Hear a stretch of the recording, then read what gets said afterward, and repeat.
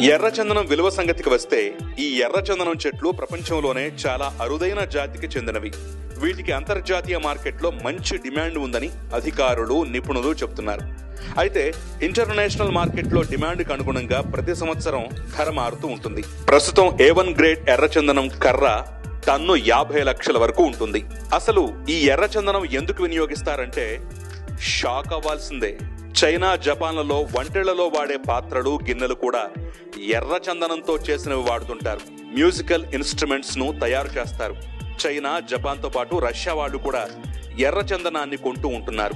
అందులో ఔషధ గుణాలు ఉంటాయి. వయాగ్రా, కాస్మెటిక్స్, ఫేస్ క్రీమ్స్ లాంటి వాటిలో వీటిని వాడతారు.